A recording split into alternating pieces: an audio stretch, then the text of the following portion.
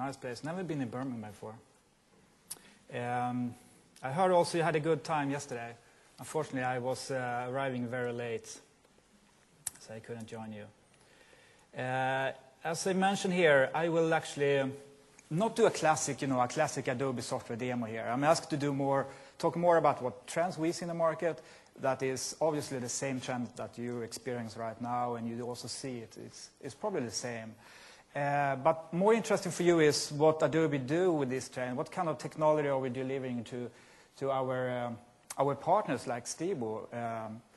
And what kind of software, what kind of feature do we include in the software to meet this trend? So this is an email address if you have any question you want me to follow up. And I hope you can understand my Scandinavian accent here. Otherwise, just ask me to clarify or stop. So print is live and well. Many people say that print is dead. It's definitely not dead. But it's not so often you see print only. It's a combination. It's a mix of publishing channels. So customers want a mix of media. Some information make more sense to have online, and some information make more sense to have in print, maybe in-depth information. So today it's really a mix of media, and print is still very present. This is a good example. This is an American company called Meredith. It's a big publishing company. They really transformed into a multi-channel company, publishing on website, mobile devices, and all the kind of stuff. And they asked Adobe, approached Adobe and asked, do we have to hire new staff now? Do we have to hire, Flash developers and Flex developers to be able to do this? Or what can we do? What can Adobe do to make this easier, this transformation? And it's not only, media publishing companies that do this transformation. Also enterprise companies. This is a very good example. It's a company called Unitus. They published their annual report. You can get it in print, you can get it as a PDF, and you can get it as a Flash version. And I will get back to this example in just a few minutes, because they really combine the good thing with print, the design richness of print, with the rich interactive feature of web technology. And they do a fairly good job here. I'm going to show you later. I hope I still have connection. So this is another cool example, actually going the opposite direction. It's a website for fashion. You can buy fashion online. It's an online company from the beginning. And now they actually started to sell magazine. So if I go to I will switch between different applications here. So if I go to this website, this fashion website, I scroll down, they actually now started to publish a magazine here that you can buy in the stores. So they went the other direction. So I jump back to my presentation. So what we see and what kind of demand we get from customer is to be able to take what you can do with print, the design richness, and combine this with everything you can do with internet technologies. And we call it rich interactive documents. So I'm going to show you a couple of examples of rich internet documents. This is really something we put lots of investment in. So I will see if I still have my connection here.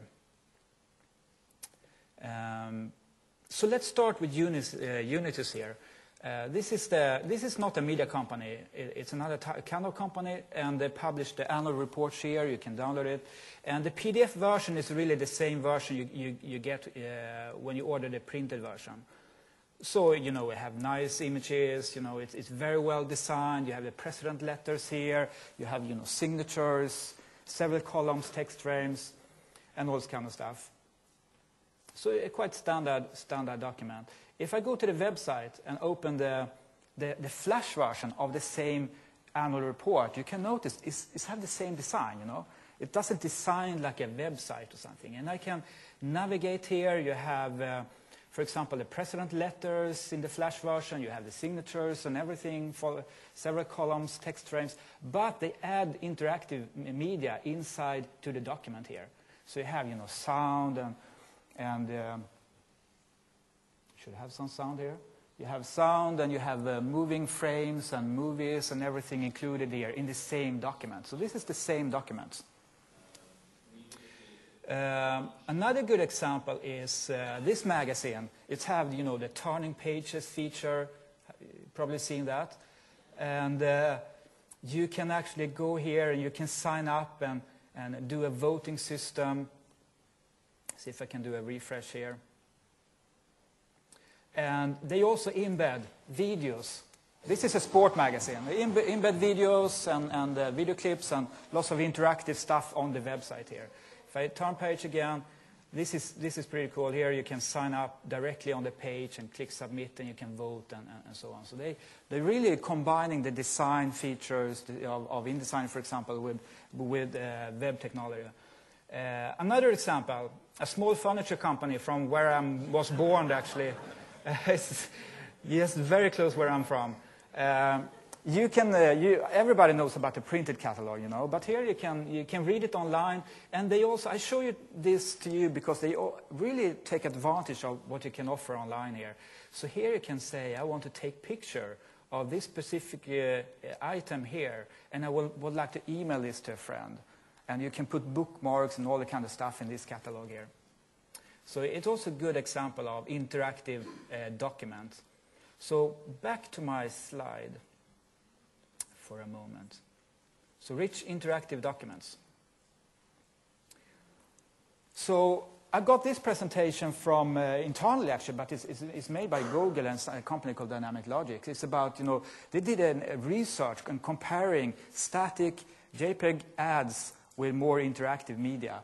And it was pretty interesting. It was static ad, they had richness media, including images and lots of more technology, how you can click through and mouse over and this kind of stuff.